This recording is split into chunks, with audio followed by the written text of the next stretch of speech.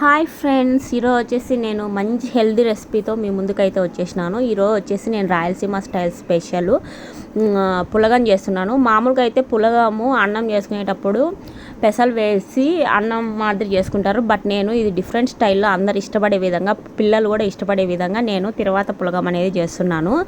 ఇందుకోసం ఫస్ట్ మనము ఒక వెడల్పాటి గిన్నె పెట్టుకొని ఆయిల్ వేసి చెక్క, లవంగం, పచ్చిమిర్చి, ఇంకా ఆనియన్స్ ఇవన్నీ వేసుకొని పచ్చివాసన పోయేంత వరకు బాగా వేపుకోవాలి.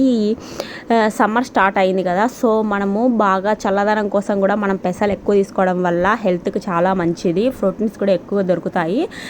తర్వాత వచ్చేసి మనం అల్లం వెల్లుల్లి పేస్ట్ వేసుకొని బాగా పచ్చివాసన పోయేంత వరకు వేయించుకొని నెక్స్ట్ టమోటాలు వేసుకొని బాగా పచ్చివాసన పోయేంత వరకు అల్లం వెల్లుల్లి పేస్ట్ పచ్చివాసన పోయేంత వరకు వేయించుకోవాలి. నేను ఈ గ్లాస్తో 2 గ్లాసెస్ 1.5 గ్లాస్ రైస్, ఒక 1/2 గ్లాస్ పెసలు తీసుకొని ఒక 2 అవర్స్ ముందు నానబెట్టుకున్నాను. ఎంత ముందు మనం నానబెట్టుకుంటే అంత బాగా నాని రైస్ కూడా బాగా అవుతుంది.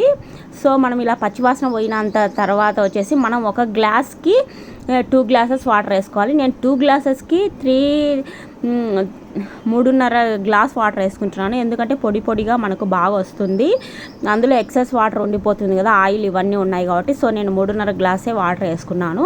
ఇంకా సరిపడినంత ఉప్పు వేసేసుకొని మనం కొత్తిమీర, కరివేపాకు ఇవన్నీ వేసేసుకొని మనము ఎసరు ఆగిన తర్వాత మనం రైస్ అనేది ఇందులో యాడ్ చేసుకోవాలి.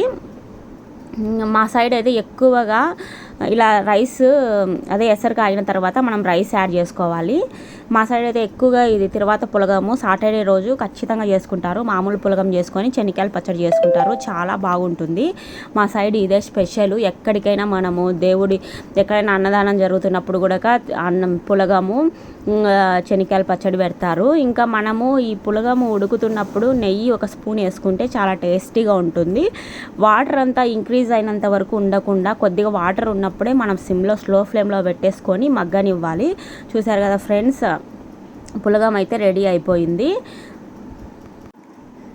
ఇలా మనం సర్వ్ చేసుకొని ఒక ప్లేట్లో పెట్టుకొని పులగము శనగకాయల పచ్చడిలో నెయ్యి వేసుకొని వేడిగా తిన్నామనుకోండి, చాలా బాగుంటుంది. పిల్లలకు కూడా చాలా హెల్దీ ఫుడ్. మనం కూడా వీక్లీ వన్స్ ఇలా హెల్దీ ఫుడ్ చేసుకుంటే చాలా బాగుంటుంది. మా ఊరు సైడ్ అయితే సాటర్డే పులగము శనగకాయల పచ్చడి చేస్తారు. తప్పకుండా ట్రై చేయవలసిన రెసిపీ, హెల్దీ రెసిపీ. మీరు కూడా ట్రై చేసి టేస్ట్ ఎలా ఉందో చెప్పండి. ఇంతవరకు మన ఛానల్ ఎవరైనా సబ్స్క్రైబ్ చేయని వాళ్ళు ఉంటే ఖచ్చితంగా సబ్స్క్రైబ్ చేయండి.